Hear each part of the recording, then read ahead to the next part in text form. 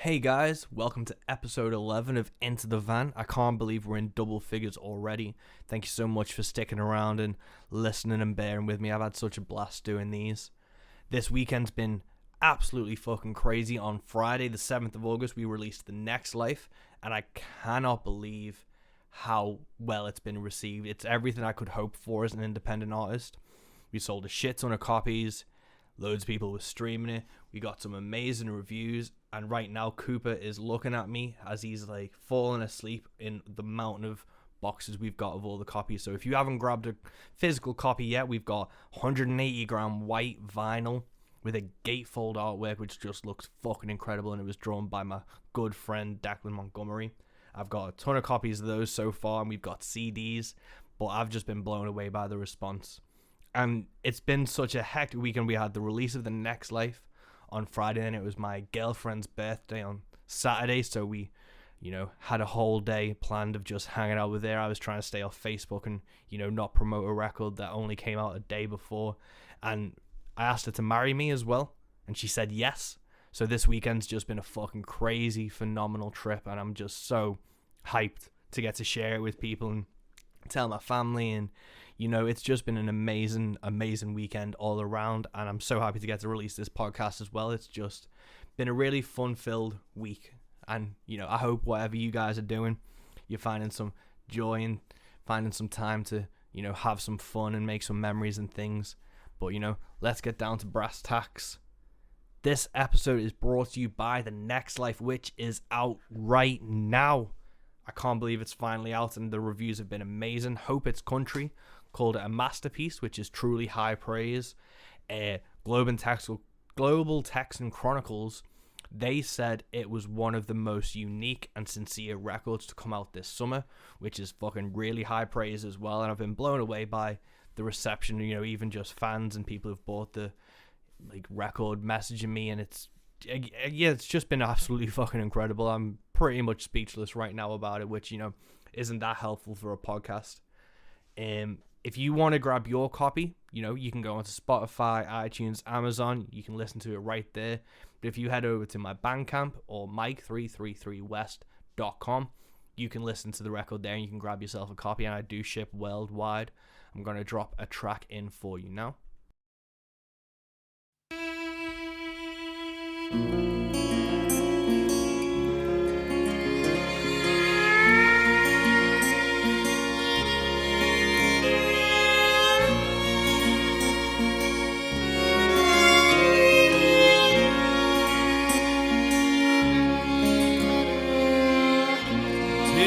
And we'll fly, or don't, that's fine. And I think I see this ain't about me, for all we are is all we are, and all we all we can do.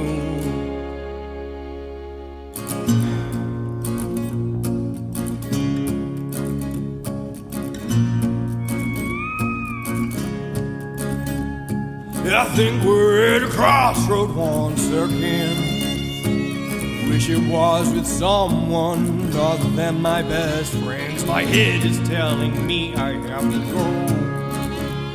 My heart is wishing that it ain't so. So you go left, I'll go right, and I'll catch you in the next life. You go left, I'll go right, and I'll catch you in the next life. And let me know what you think. Go grab a copy, stream it. I don't care how you listen to it, as long as you listen to it. That's the most important thing. It's the same thing with this podcast. And with Into the Van, at the moment in time, I've done more podcasts out of the van than into the van. So I don't know whether we need a name change to kind of suit the style of the podcast more, and it's not limited to, whenever we were able to get out and into the real world and into the van again. I have no idea. So, let me know what you think if this podcast needs a name change. I've been talking to some potential guests that will be fucking phenomenal if I get them. But we have a phenomenal guest for you today. We've got Emilia Quinn. She's a northeastern based, well, not northeastern, she's Leeds, York based country musician, and she's fucking phenomenal. She's one of, I think, the UK scene is one that's ready to explode, and I think she's one of the artists that's, you know, at the front of that. And, you know, I think America's had this kind of revival of traditionalist, you know, more rootsy artists going against the mainstream. And I think the UK is about 5-6 years behind that, but we've got the talent and we've got the artists that I think are gonna show a lot of people what the UK country scene has to offer and give it a revival, because it's quite dated, and we go into this a bit in the podcast, but I think what the country scene is now is not what it was 5 years ago, and it's not what it's going to be 5 years in the future, and I'm really excited to see what happens. But Emilia Quinn, Firecracker, her EP came out on the 24th of July, and it's fucking phenomenal. We get into talking about that and how she recorded and wrote it and recorded it over lockdown with, you know, remote recordings from her musicians and things, and it is a phenomenal EP. So go check that out. Listen to this podcast with Emilia Quinn. I had a fucking blast doing this. So without further ado, this is Into the Van, episode 11, with Mike West and Emilia Quinn.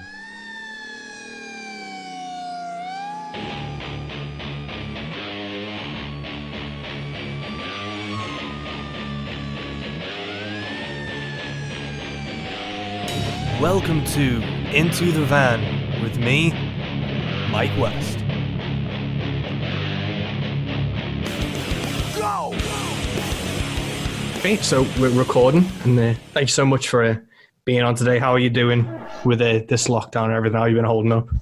I'm not too bad. I'm moved to the countryside recently, so that's been a bit of a saving grace almost, because obviously there's a lot more sort of spaces to go walk and not see so many people about, and greenness, which is very, very nice. Yeah. What was the decision behind moving? Just like to get away from it all, or? Partly just because I grew up in the countryside, and then I've been living in like cities and that for about 4 years. I just got a bit sick of it, so it was definitely a welcome change, but also just change of scenery, better house. Like the last house we were in wasn't the best, so this one is a really, really cute cottage. It was like house of our dreams, basically. So we've amazing to get it. Living our best lives now. That's the best thing. And like, I live in like a terraced house in the Wirral. Yeah, that's what we used to live in. Yeah, and I don't mind it. Like, this is the first house I've had like outside of living with my parents and things, moving with my partner. But I've just started building a garden and things, so I've got like a little bit of green now that I get to call my own and grow stuff in, and parsnips and broccoli and all that. And I've been buzzing to see like everything grow as I like look out in the like morning. I'm like the worst. The most I can do is sunflowers, and even then I've pretty much killed them off. So don't give your plants to me. Don't ask me to water your plants when you're on holiday. Come back to like none.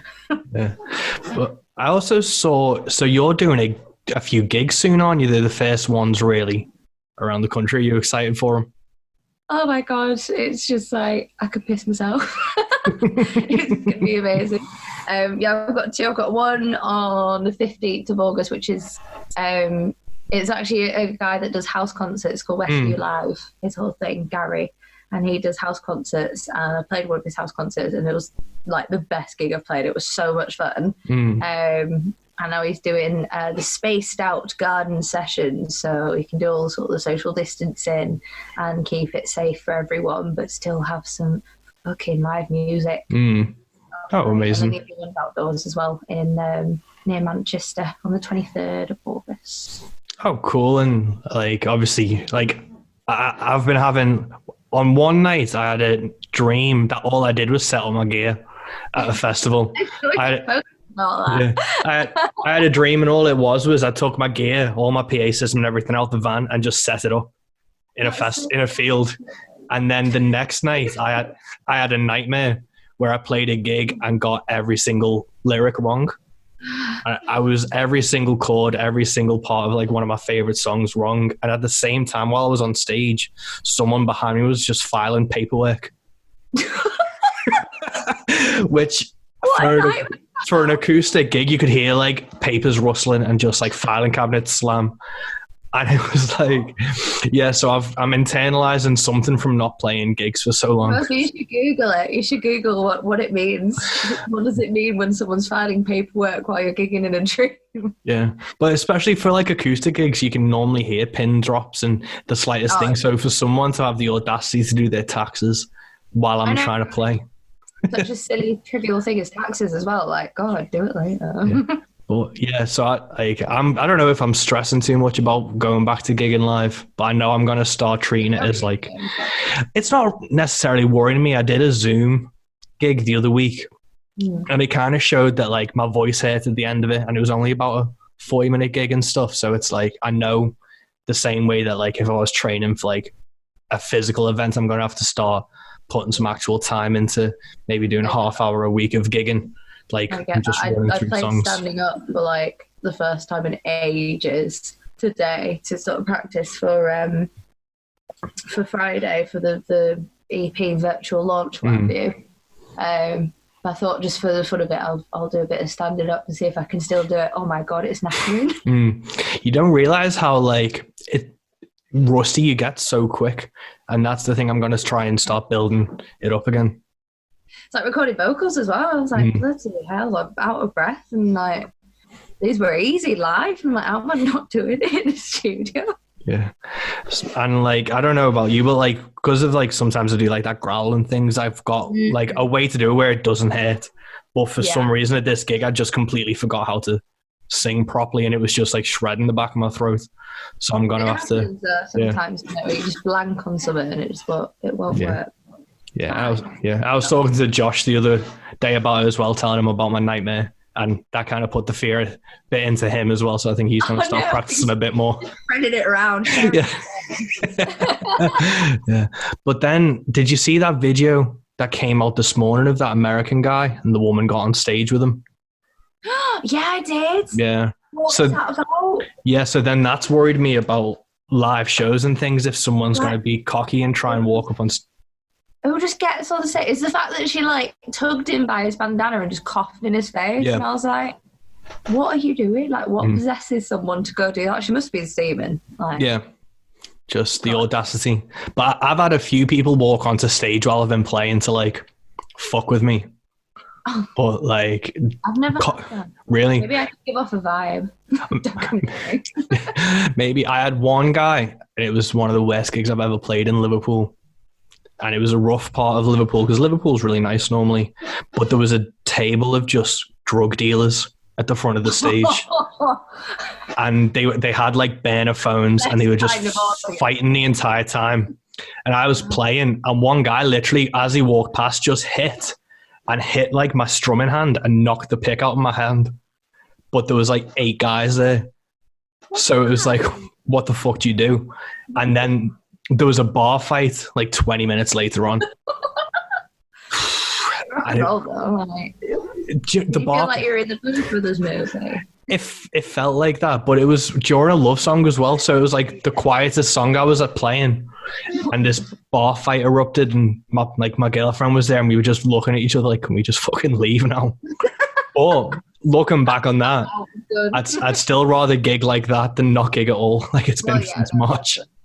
It was like advice where like you can never gig again, or every gig you play there's got to be a bar fight with like 8 drug dealers. I'd rather take the bar fight. Yeah.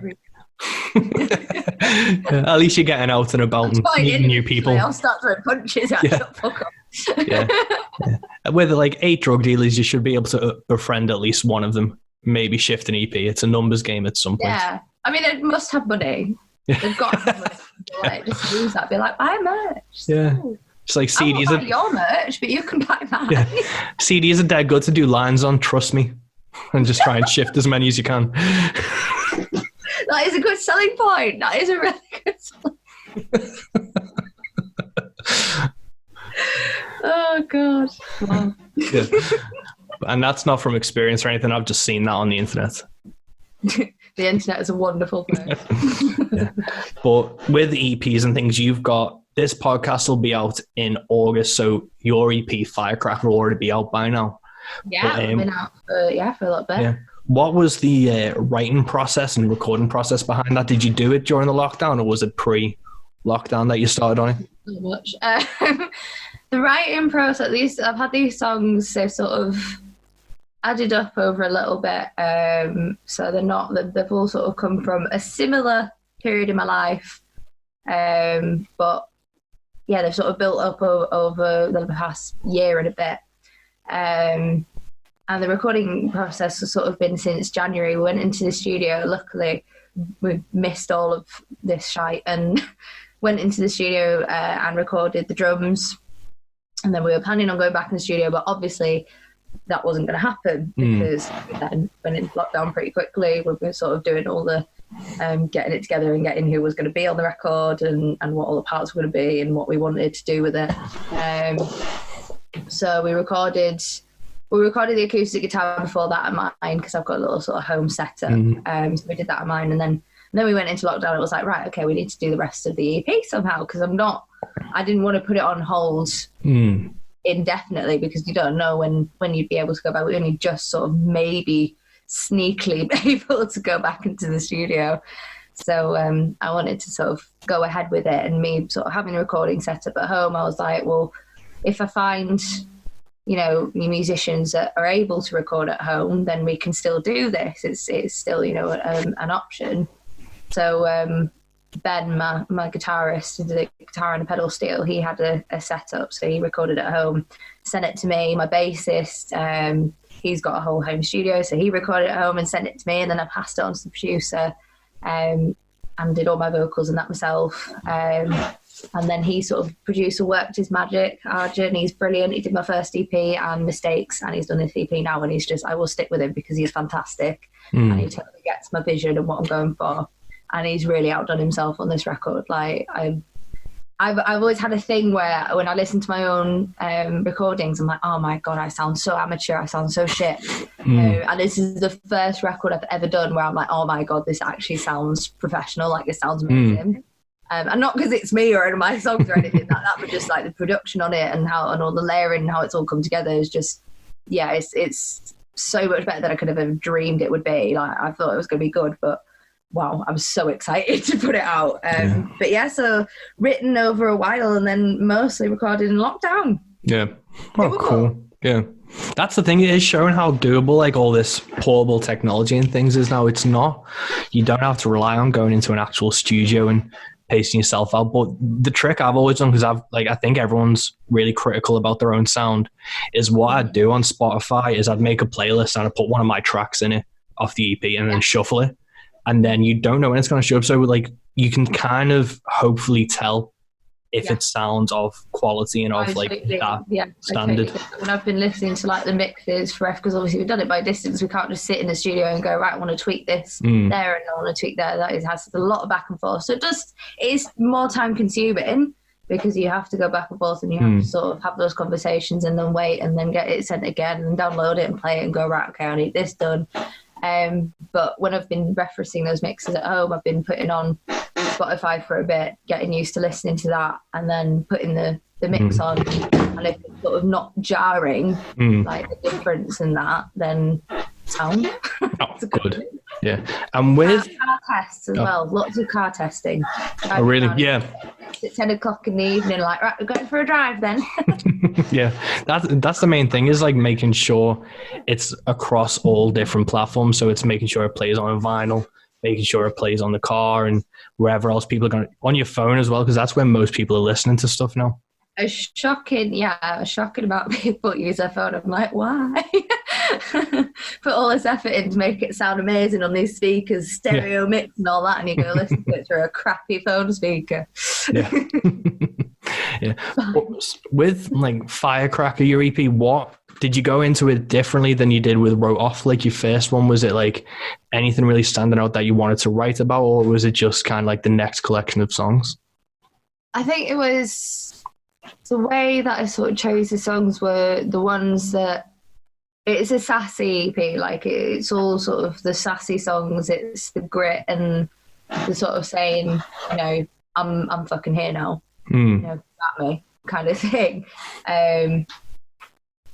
Thank you. I'm having t-shirts thrown at me. Wrote off. I literally they're in my songbook, and I literally wrote those 3 songs one after the other. Oh, really? And they were sort of literally like probably in the space of a month. I had the song. I was like, right, these are what I'm gonna record. Whereas Firecracker it was longer. It was a longer process. It was sort of picking and choosing.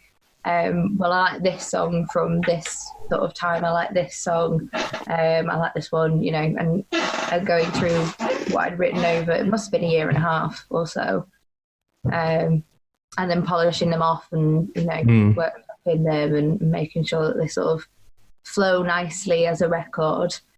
Because originally it was supposed to be a 5-track EP and Mistakes was supposed to be included on it, but in the end I found that one, because Mistakes was recorded with different musicians at a different time, and 2, it was just slightly off from the flow of the EP.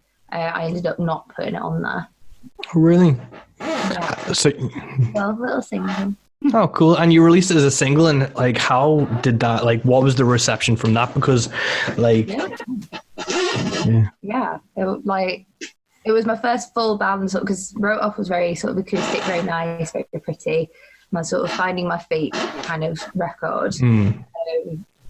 And yeah, bringing the full band sound in, I was a little bit nervous about it, and I'm still like a little bit cautious because it is very different. If people only know me from the CD that I released before, this is going to be a very big change. I don't think it's a bad change, definitely not personally. I much prefer it. But yeah, Mistakes I was a bit like, oh, okay, let's see how this is going to go down, almost testing the water for Firecracker. But it went down really well and got lots of good reviews, so I'm happy with how it went, and it's given me more confidence with Firecracker and how that's going to go down with people. Oh, good. I think it's that interesting with bands and things because, you know, when people release their first EP, like mine was probably the same as yours. It was just like stripped back. It's acoustic and vocals and not much else on it. So people always try and, like, the biggest thing I always get when I'm playing live just on my own is, I wish you had a band with you. I'm like, well, I don't. And then if you explained the cost behind having a band with you, and like, if you were like, if you want to pay me like £700 to be here with a full band, I can. I don't think people realise how much it actually does cost, because this is people's jobs. This is what they do for a living. You can't just we don't just roll up to a venue and think, oh yeah, sure, I fancy a gig tonight. It doesn't work like that. Yeah, like I don't mind playing for fuck all, but I don't feel like the people who have to be on stage with me should have to also take that decision. In a position, isn't it? Is sort of expecting that from them, and yeah, I'm the same. I can't just expect someone to do that for me and just be like, oh yeah, it's for nothing, but it will be fun. Yeah, it's such a weird thing, especially in like this singer-songwriter thing, because you see even artists like Tyler Childers, where he'll go out on his own, and then people will still be like, I wish you had the full band. But then you see him with the full band, and then a lot of people will be like, I wish you were just on your own. It's hard to it's hard to like balance those expectations of what people bring. That's why I've kind of, with like the Next Life album I've done, I've got like pedal steel and fiddle and things on it. But to me, that exists in its own like capacity. That's not necessarily something that can ever happen again, because I know that putting it to record is committing those songs to that one space and time, and everything else will always change with a live performance. I agree with that. And it's hard to try and explain to people when it's like, oh, I wish you had X or I wish you had Y. And it's like, I might do down the line, but the songs at the purest core is still this. No, definitely. That's, yeah. I like acoustic gigs for that. I like Writers' Round especially for that. That's sort of, it's just the purest form of the song. And like, I understand the logic behind saying, oh, you know, you want it to sound live like it does on the record. But I'm the same sort of, for me, like that record, you can have fun with recording that you can't do live. Like you can put layers, you can put effects, you can put things on a record that you can't necessarily do live without having, you know, a shit ton of kit. And as well, like that's the special thing about seeing it live. You can listen to a CD, you can listen to that over and over if you want to. Like, you really want to hear it for like the record, go listen to the record. You know, it's there, it's always there for you to pick up whenever you want. But a live version, that's one time, that's in the moment. You're never going to see that again. You can record it on your phone, it's not the same. You know, you're never going to have that moment again. And like, why not change it up? Why just try and replicate something you've already done? Why not just go in and be like, right, okay, here's a little treat for you, for the record, but here's the live version, here's, you know, a bit of a twist on it, or here's just how it sounds right now. Enjoy it. Yeah, that's the main thing. And I think, like, because I really enjoy, like, Siv, like my partner, she's been to like loads of my gigs, and sometimes I'll throw in something either extra or I'll do a pause, and she'll be the only one who picks up on it. But it's kind of like a little, she'll be like, why did you pause that long for that part? And I'm like, oh, so you noticed it. And it'll just be like, or I'll pause and like, while someone's talking and stare at them for a minute. Or I'll do something that is just like, for me to keep those songs like fresh and fun. Because a live performance, the worst thing I'd ever want to be is bored during my own show. It's the worst feeling. Like when you just, I've had it a couple, because I used to sort of sing in restaurants and stuff like that. And I just can't, I don't have it in me anymore. Like, I understand, and I have mad respect for musicians that make their living like that, because it's not something I can do. And I think it's a great job. It's fantastic for people that can do it. But for me, I've been there, I've done it, and I just feel like I literally feel my soul dying when same. I'm doing it, because I just can't. I'm a very full-on person. I'm a very active person, like in my mind and everything. Like some of the shit I come out with is cray, and I won't ever say it in public. And I just can't. I always need that sort of change, and that sort of in the moment, that sort of like that live version, like just being like, this is what it's like right now, and then it could be different. I can't go night to night playing the same set. No, yeah, I always try and like, I'll always write the set list on the like half hour before I go on, just to get a vibe of you. Yeah. And that's not on purpose. It's usually because I've just totally forgotten to, or I'm still haven't decided what I want to play. Yeah, but that's like the nice thing. That's what I do. I literally get to a place, and like if it's a rock bar or if it's a coffee shop or whatever it is, and I'll like kind of like, either if there's acts on before me and stuff, I'll listen to what they're doing, what the reaction is. And then it's also what haven't I played in a while that might be the most fun for me to do. But you were saying, like, with your EP, it's sassy, and obviously Firecracker is a self-descriptive term for you. Was that an intentional way to try and define yourself further? Because I know the hardest thing I think about songwriters and like country musicians in the UK scene is you don't want to slip into cliche, and you want to become like make your own flag, and you want to become like not necessarily someone that can like, they can recognize you off the bat, but you want to be able to put your personality at the forefront without becoming, again, like cliched or something that's a bit stagnant. No, definitely. And like, I don't think I ever sort of, I never sat down and wrote and sort of think, right, I'm going to write a song and I'm going to be really sassy about it. Because I very much, when it's a song that I like, and when it's a song that, you know, the songs that go on the records and stuff, they're songs that I've written very quickly, and they're songs that I've written in the moment, and that's what I'm feeling then and there, or that's the story that I've got in my head. So I know I do struggle to sort of sit down, right, I'm going to write this kind of song today. I'm not one of those writers personally. And it's just kind of happened that they're sassy and they're gritty because that's who I am. That's what I'm like. I'm sarcastic as shit.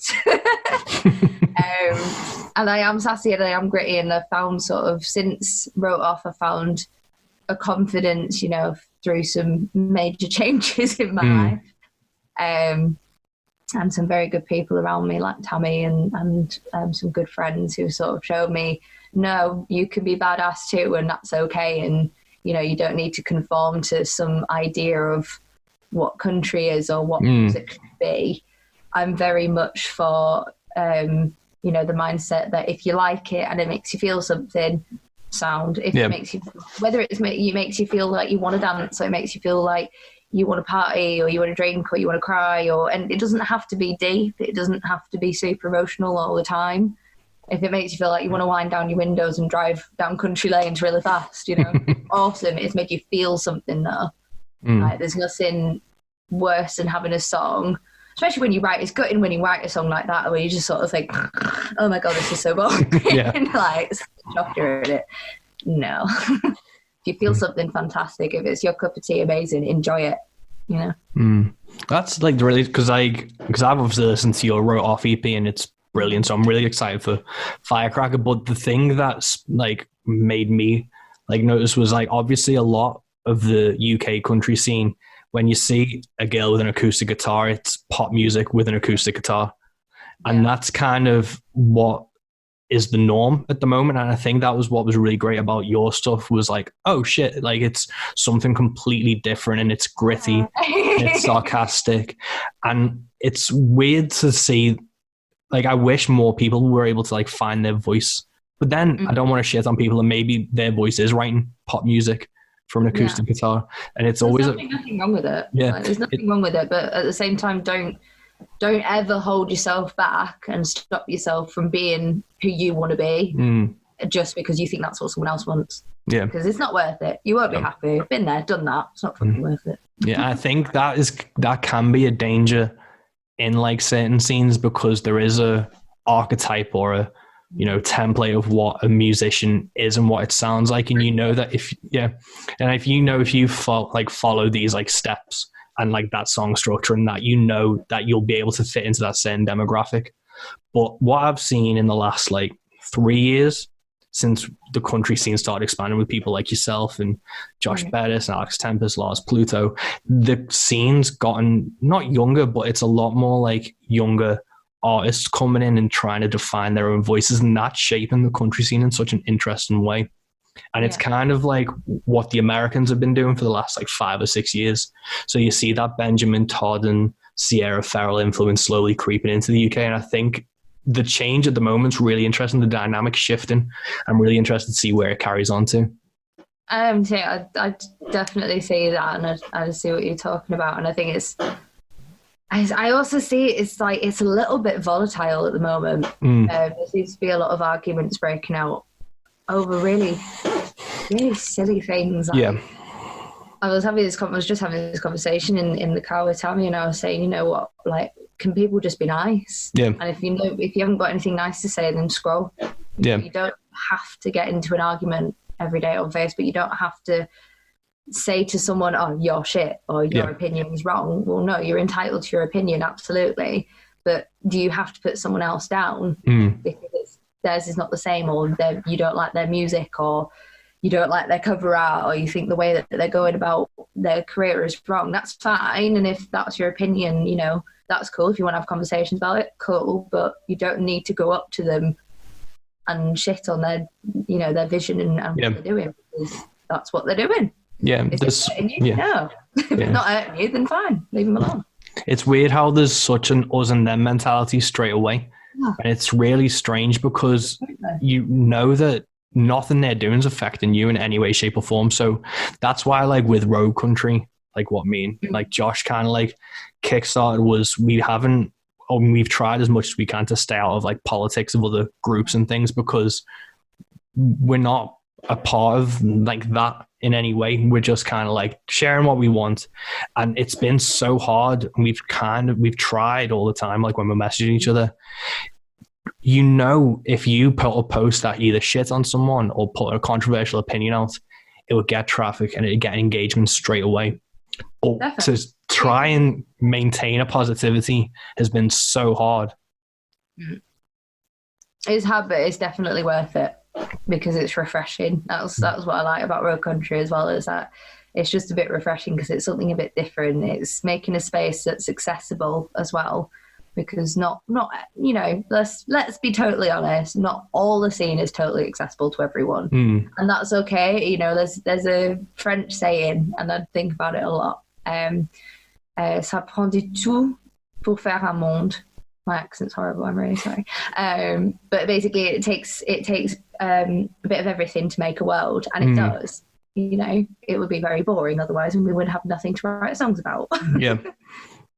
But yeah, I definitely don't think that anyone needs to be stepping on anyone else, because someone's not going to come up and be like, right, I'm your fan, but because I'm your fan, I'm not her fan. Yeah, exactly. Yeah, it's so strange. Like I've always said, like the rising tide is the one that lifts all ships. So it's at the moment it's such great change, but it is a lot of people are like dogmatic about what things are and what they should be.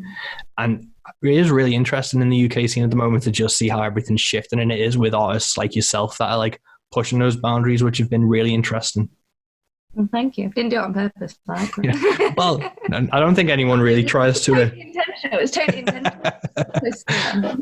Yeah, like it's such a hard thing, and like I don't know. Do you focus much on like a social media strategy or a marketing thing? Because I've kind of got that brain for it, where it's like, do you kind of think about like your posts or your engagement or what you're going to try and target people with?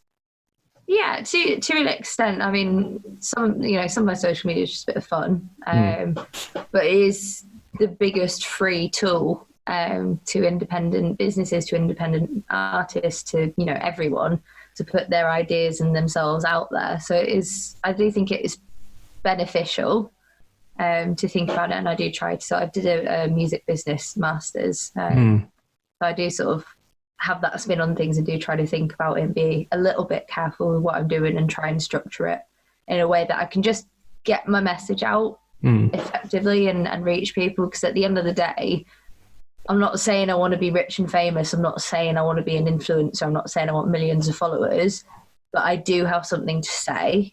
And if that connects with someone, and if that makes someone feel less alone or makes someone feel a bit badass, a bit of confidence, or anything at all, if that can connect with someone, that's my goal. So, it's reaching the right people, and those people that will connect and will find something in your music and, find comfort in that message. Yeah, amazing. That's such an important point, is like, you can kind of forget, especially with all the arguments and negativity, that this is all meant to connect and bring people together, which is why I think I get really frustrated when people are so argumentative and like screaming in the comments. Is like, this is meant to be fun, and this is meant to be a nice, like, music's meant to be a good thing. So why is everyone turning this into either like a dick measuring contest and like, I've done this and I've done that, and it's like but it's just like, why can't we just be like, because I've put like a few like road country things have come up on like the group and people have been negative, and it's like I have to keep going into the comments and making other posts like, guys, the main thing we're meant to be doing is fucking sharing music and posting like positive things, so can we not? And it's always just drowned out by like, but I've done this. It's tiring. Like, there's no need. It's a lot easier to just be positive and just be chilled out. It's you don't spend the effort typing that nasty comment. If you just let it go.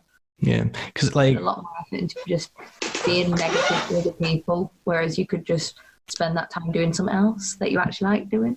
Yeah, because I've had this conversation with Richard Glover from Kings and Queens a fair bit, because he loves to like engage with people, and like I get his perspective on calling people out. And it's like, when it's obviously like racism and homophobia, he's like on it and he'll jump on it straight away. That would get called out straight away. Yeah. And it's like, those are the things that we can like, but then it's, you start just arguing with everyone. And I've always been of the mindset of just like, I'm just going to delete them, because there's that, like, you can't change the people around you, but you can change the people around you. And for my like mental health and shit, I'm just like, I can't be fucked with any of yous, because Facebook isn't society really. It's like the worst reflection of it. So I don't want to entertain, like, my Facebook feed's pretty positive because I've just deleted like all the assholes off it. That's a great strategy. But like, I think you can fall into the dangers of networking and things and adding people, and you have all these like cross posts of people you aren't even really tacitly involved with or spoke to in real life, and it's just like, why do I have you on here? Isn't this meant to be a fun thing for me to do? And it's when you're going through and you're going like, who are you? Why are you on my Facebook? Yeah, I don't know who you are. Yeah. I do this dead like, you do something or other, or related to something, or something from that gig. Yeah, I do this dead assholey thing where I'll like have a clear out with like when like the birthday messages pop up and it's like so and so's birthday. It'll remind me that I don't actually know them, and then I'll delete them. If you can't wish them happy birthday, don't have them. Yeah, that should be the Facebook rule, really. If you don't wish them a happy birthday, you clearly aren't friends. Brilliant. I love that. With going back to your songwriting process and stuff, like with mistakes, you said it was different. Was it, obviously it wasn't intentionally different, it was meant to be on the EP, but was it you went in with a certain mindset for that song and then it kind of switched when you recorded it, or was it after the fact you recorded it, you realised it wasn't to fit with that EP? It was definitely after it, because it was all recorded before the EP was. But it was also written quite a long time before sort of the rest of the songs came about. I think it was written more towards when Wrote Off came out than I actually sort of wrote the other songs. So it's quite, for me, it's quite an old song in a way. I've had it for a while. But yeah, I think just because it just came from such a different time in my life, it just didn't quite slot in to like the vibe that Firecracker's going for. And you do find out you find out with like any your favourite artists, they have their different sort of periods of time where they've done this kind of record and then it's evolved into this kind of record. And Pink's like the best one at doing that. She's the genre under the planet, like insane. Yeah, she's one of them artists that like I don't think, obviously she sells out stadiums, but I don't think she gets the credit in terms of being like a songwriter or a actual like a musician, like a musician's musician, as much as she should, because how she writes and who she writes with and things is so calculated and so well done that like me and Siobhan, we're massive fans. Like we always like put on like her records and stuff, and it's something that's really interesting to see how she's from like what's the first song where it's Pill? Is it Pill? I don't know. But from like that first one where it was kind of like her goth phase where she was marketed as like the anti-Britney and the anti-Christina Aguilera, where she wasn't like that polished pop princess, to then how she's like gone from like that to like a next evolution, then when she was like a mom and then she was like a rebel, and it was her like clearly defined stages of really an interesting songwriter's journey, up there with like the same way you see like Johnny Cash's like life change through music. There's not that many artists that you can clearly see a lifespan in their work. Elvis as well, a little bit. Yeah. You can see that sort of journey. And then he went to Vegas. It's like, that's what it is though, especially when you're writing about your life, you're writing about your experience. Dixie Chick, or the Chicks now. You can see that I've been listening to some of their new stuff, their new album today. And you can see that transition into a new stage and embracing, the new technology, the new sound, the new like what's trending, and then using that in a way that works for them. But obviously they've written about stuff, like I watched an interview with them, but obviously they've written about stuff that's gone on in their lives as well. And that's the thing, when you're writing about your experiences, you're growing as a person, you're going through your life, and your songwriting follows that journey.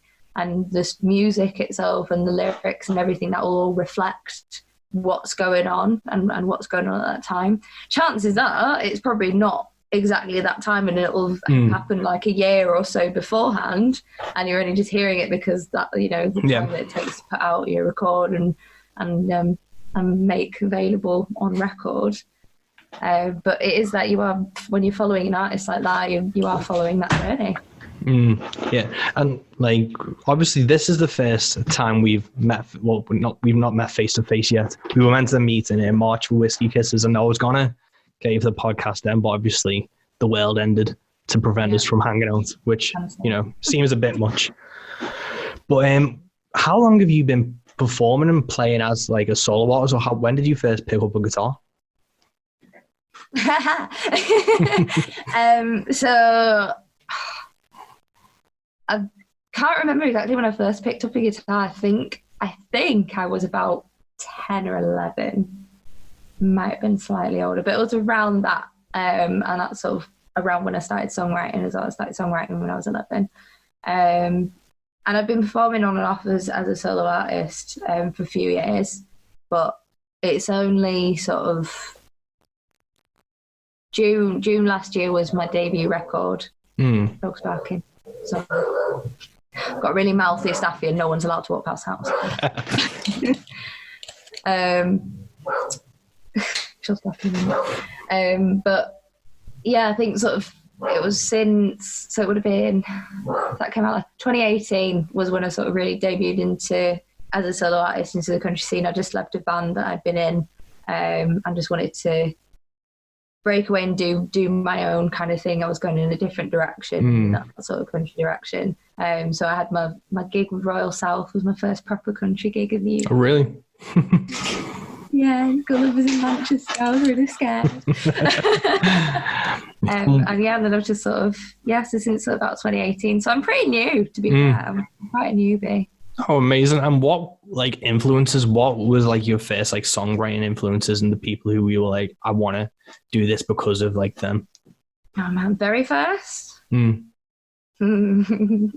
had this conversation before. So, Hannah Montana. Really?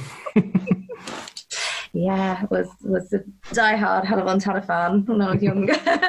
I've always had some connection with music. Music's always been part of my life. It's always, I've grown up listening to it because, my parents always had it on. I've got some musical family and it's always been there. But I think, Hannah Montana was sort of when I was like, pop star, yay.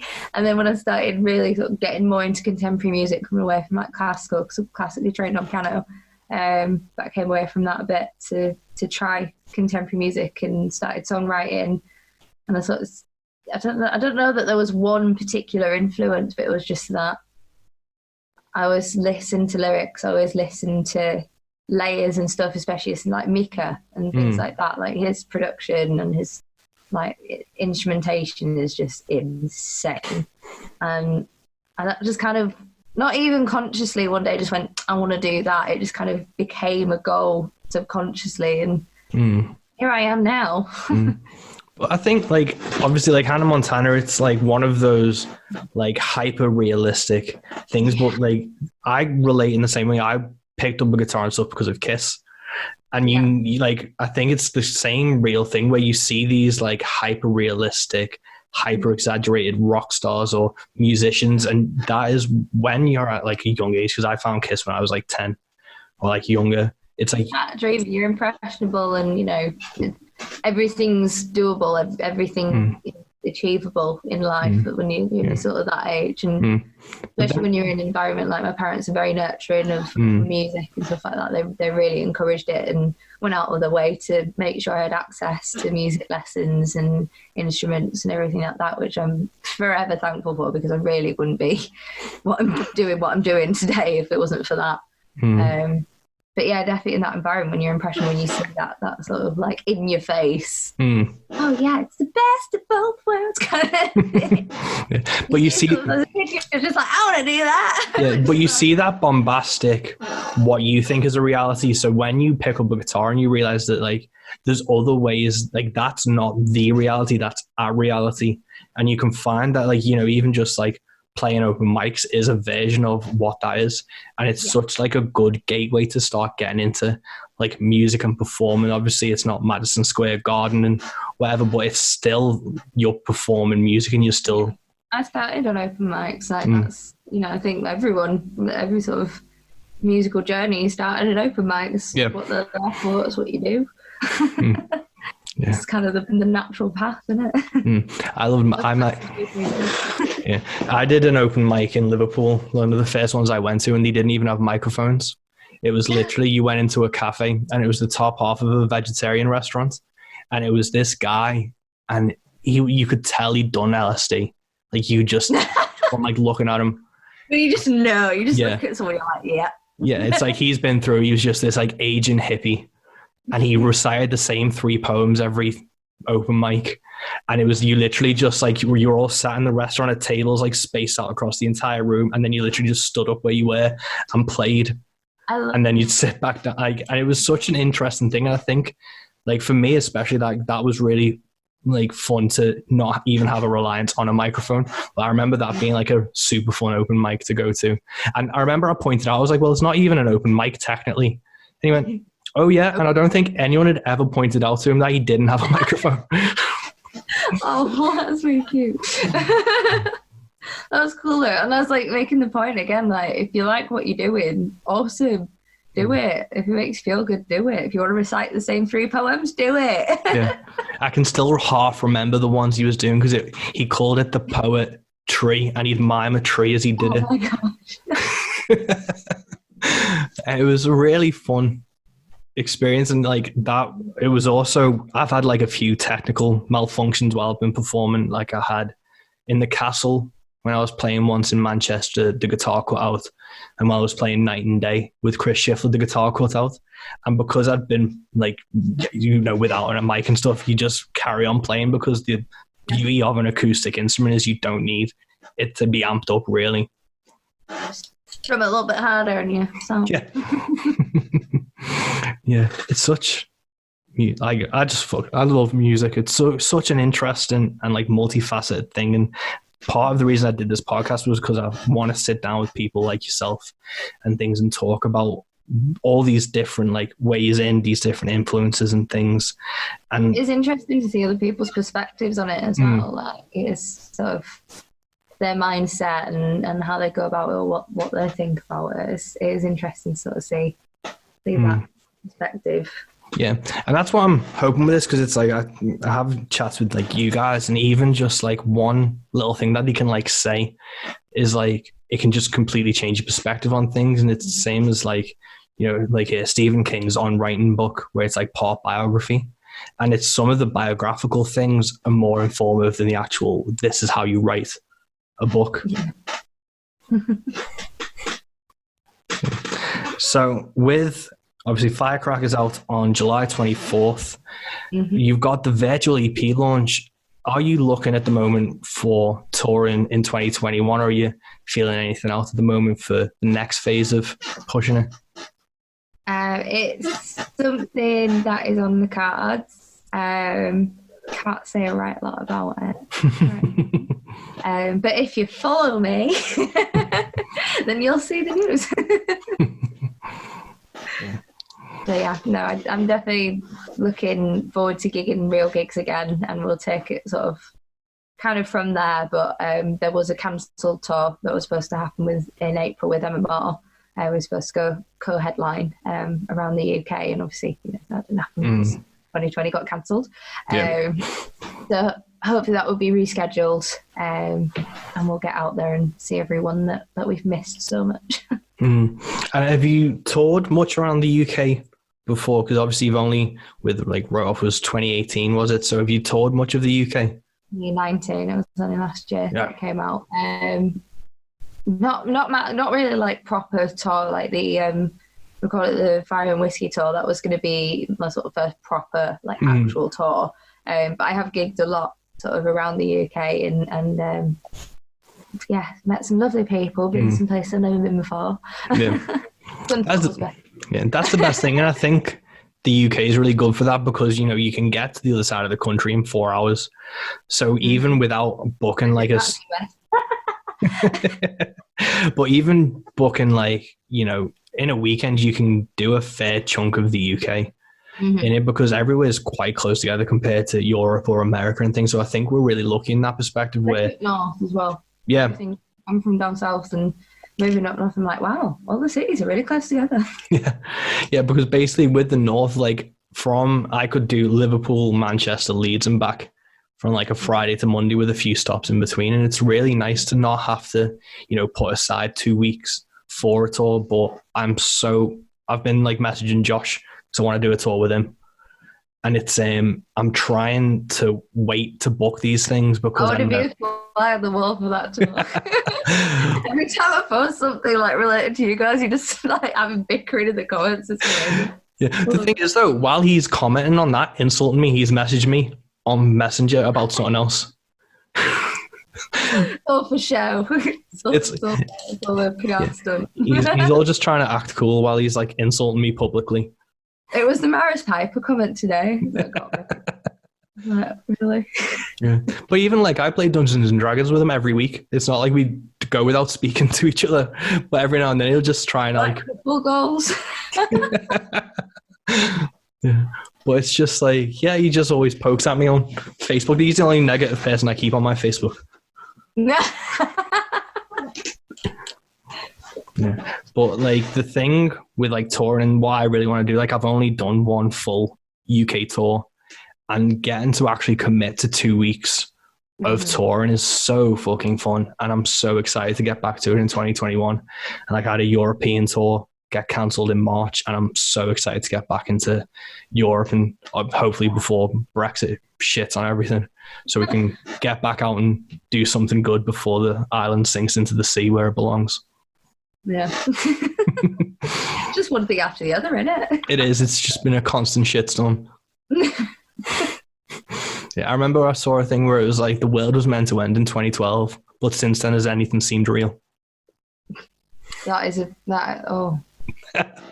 just going to go have an existential crisis. Yeah. Well, I got a load of Ouija boards delivered today. So I've seen that. Yeah. They're cool. Yeah, they're really like, because the LP I'm making, I got like my mate to design like a full gatefold for it, because my way of thinking for the album was, if it's the only album I ever release, I wanted it to be able to like stand the test of time. So I was thinking like, you know, I'm dead and gone, died in infamy, and someone will be flicking through a record store and, you know, be able to pull it out and it'll still hold up next to any other record they pull out of a production. So it's a solid plan. That is a solid plan. Yeah, but it's a full gatefold thing, and he did a full Ouija board with it, but included like the album credits and the artists who played on it.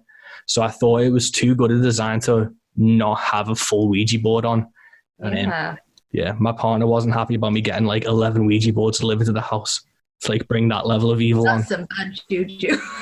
Yeah, I think if you open them and don't use them, it's fine. It's the same don't try using it and you'll be sound. Yeah, again, it's the same evil as a Monopoly board. It's not till you put like a glass on it and start trying to like communicate with people.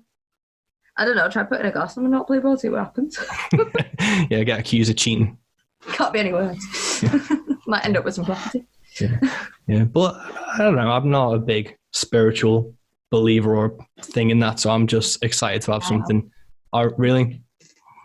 I'm certain that there was something living in my old house. Part of the reason why we were just like, we want to get out of it, because there's some creepy stuff going on here. We don't like it. But no, I'm a little bit of a believer in sort of spiritual shit.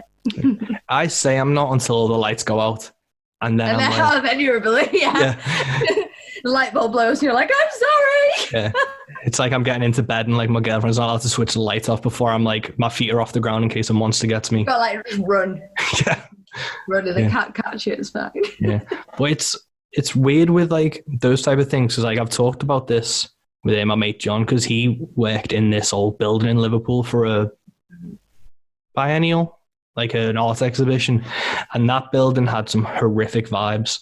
But then it's kind of how you interpret those vibes is always like interesting to certain people, and people like interpret it to be like a negative thing, people be a positive thing. But it's weird how there's always something there. So I'm not spiritual, but I don't know about like entities and things like that. So Ouija boards aren't gonna bother me until the cat like stares off into the room, and then I'll have to move house. Something starts just moving on its own. Yeah. You're like, no, burn them all. Yeah. But because I've got 2 cats now, and one's trying to claw up out a window at the moment, but he's hunting flies or something stupid. Yeah. My dog just kind of, I don't even know. I don't even think she's an actual dog. I'm pretty sure she's just a person in a dog's body. Yeah, she can well communicate. It's weird. Spiritual, telling you. Yeah. That is the thing, because like there's loads on like human evolution and stuff where the 6 senses, like where you feel people watching and stuff, is the same thing as like prey, like knowing there's a predator around. So it's the same thing as, so I kind of get it from that, because I got dead deep into like Buddhism and psychology, where they broke down what the Buddhist perception of life was into like the worldview, and it was really interesting to see like how your perception of something, your mind assumes the worst because it's a survival instinct. Yeah, So if you buy it. Yeah. So if you see like something floating in the water, you assume the worst because then that's going to keep you from getting eaten by a crocodile or whatever. So even if you see like, yeah, yeah. So even if you see like something floating or you see like a coiled bit of rope and your brain interprets it as a snake, it's rather you look like a dickhead than get bitten by a snake. Well, yeah. I'd rather not get bitten by a snake than creepy fuckers. But yeah, it's such a. How do you trust something that's got like no legs, no arms, and just kind of goes like this? I used to have a pet snake. It was a corn snake, and it grew to 5 foot, and then it bit me, so I sold it. That's me. I was like 2 inches off of me. Yeah, but it was just coiled up one day, and I was changing its water, and I put my hand in, and it must have thought it was like a mouse, so struck and bit me. So I sold it and bought an electric guitar with it instead. See that I can get behind. Yeah, so that was the process. Then any picture you see of me with a flying V, that guitar was bought from selling a snake. Did you at least name it after the snake? Yeah, it's called Whiplash after my snake Whiplash. Yeah, that's all right. Yeah, but naming guitars is such a weird pastime. Yeah, I haven't actually named any of mine. I think I've only no, that's a lie. I've named one of mine, and I've named my black one that I use in Dad Garden. I've named it EJ. The totally unoriginal reason that the plaque on the headstock says EJ. Fair enough. I've got Whiplash was like the white one I got the snake with. My other 00 Pro, the Sunburst one, I named Patty after the Patterson Gimlin Bigfoot footage, just because I'm a huge Bigfoot fan. And then I've got one guitar left that I've not named. I had one called Maggie. That the first time I played, it was in a bar called Maguire's in Liverpool.